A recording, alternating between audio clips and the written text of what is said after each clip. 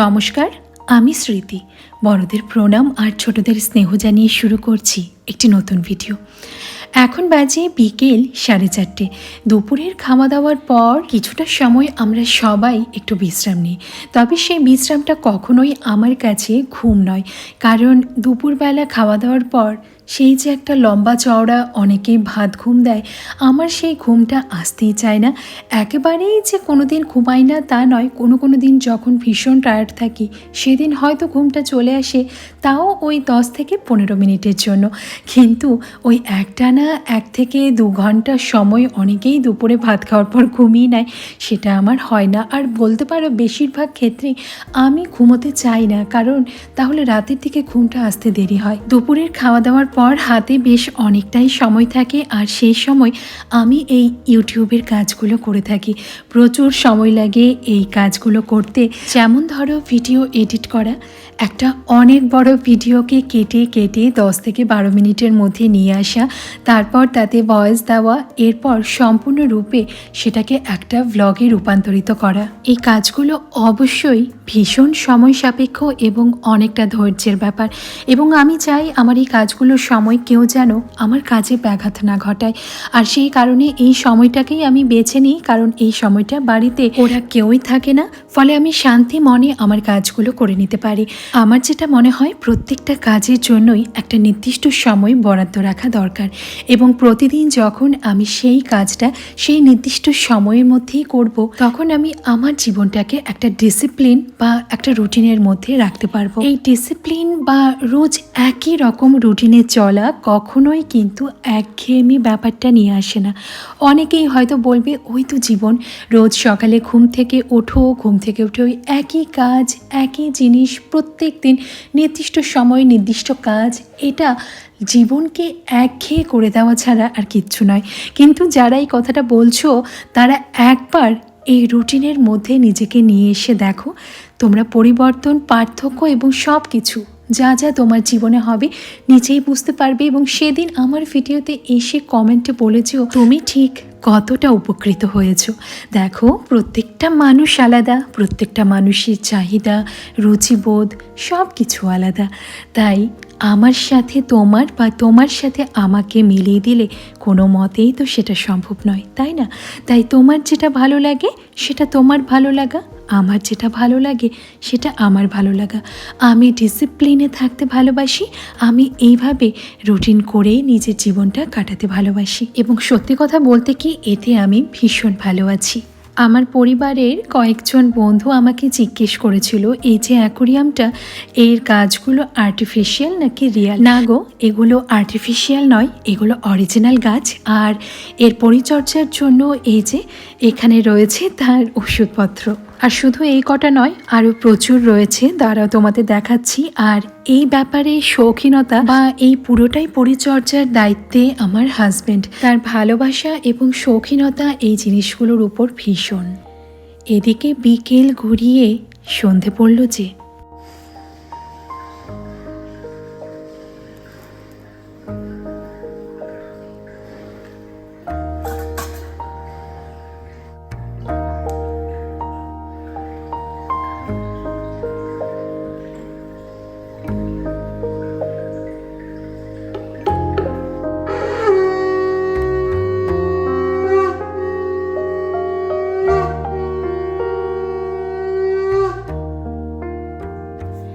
গায়ে ভারী জামা কাপড় খুব একটা না পরলেও চলছে, তবে মাঝে মধ্যে আবার ঠান্ডা লাগছে, তখন আবার সোয়েটারটা গায়ে গলিয়ে নিতে হচ্ছে। ওদিকে ঠাকুর ঘরে সন্ধে প্রদীপ জ্বালিয়ে এখন এসেছি রান্নাঘরে আমার নিজের জন্য 1 কাপ চা বানাবো। এই সসপ্যানে চায়ের পরিমাণেই দুধ রাখা আছে, তো ভাবলাম শুধু শুধু অন্য একটা বাসন আবার লাগিয়ে কি হবে, এর মধ্যেই চাটা করে নেওয়া যাক।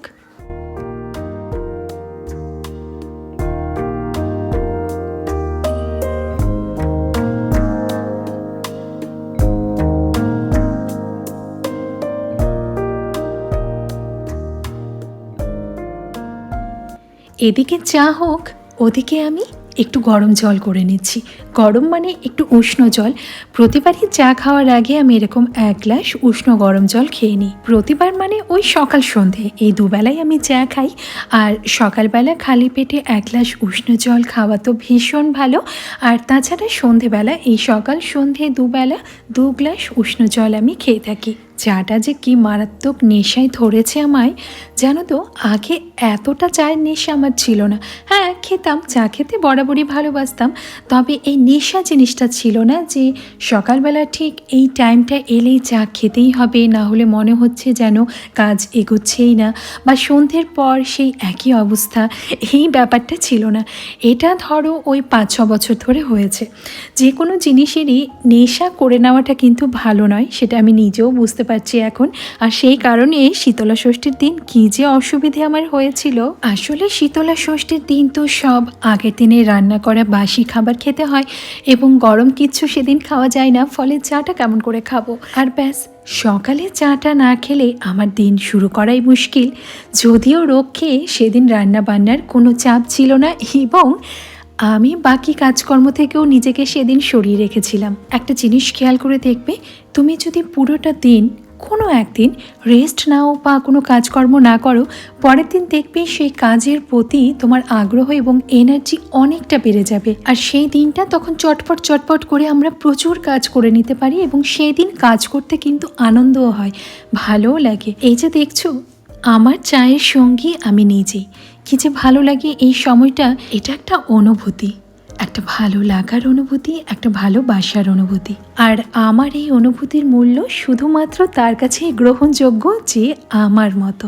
আমি 2 দিন বড় ভিডিও আপলোড করিনি, শর্ট অবশ্যই শেয়ার করেছি। আজকেও বড় ভিডিও দেব বলে ভেবেছিলাম না, কিন্তু এই যে পুষ্পিতা দি, তোমার ভালোবাসার কাছে আমি হার মেনেছি। আজকে রাতে আমার রান্নাবান্না নেই, মানে আজকে আমার রান্নাবান্না থেকে ছুটি। আমি নিজেই ছুটিটা নিইনি, আমাকে ছুটি দিয়েছে আমার বরমশাই। হ্যাঁ, আর সেই সুযোগে ভাবলাম যখন রান্নাবান্না নেই তখন ফ্রিজে রসুনটাও শেষের পথে, না হয় রসুনের খোসাগুলো ছাড়িয়ে ফ্রিজে রেখে দিই আগামী 1 সপ্তাহের জন্য। এখানে ধরো বেশ বড় বড় সাইজের 4টে রসুনের খোসা আমি ছাড়িয়ে নিয়েছি। এটা ওই 1 সপ্তাহে ডিমের ঝোল, মাছের ঝোল, ডাল বা কোনো সবজিতে দেওয়ার জন্য এনাফ।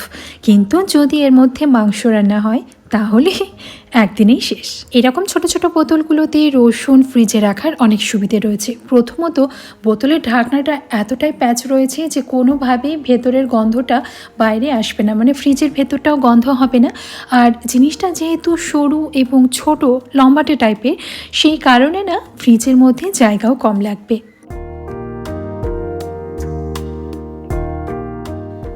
এদিকে চলে এসেছে আমাদের ডিনার। আর মাঝে মধ্যে রান্নাঘর থেকে এইরকম ছুটিছাটা আমি পেয়েই থাকি আমার বরের দৌলতে। এই যেমনটা ধরো আজকের এই ছুটির ব্যাপারটা হঠাৎ করেই এসেছে। রাত্রে ডিমের ঝোল রান্না করব ভেবে রেখেছিলাম, কিন্তু বর্মশাই এসে বলল আজকে না হয় রান্নাঘর থেকে তোমাকে একটু ছুটিয়ে দিই। আর ছুটি পেতে কার না ভালো লাগে বলো।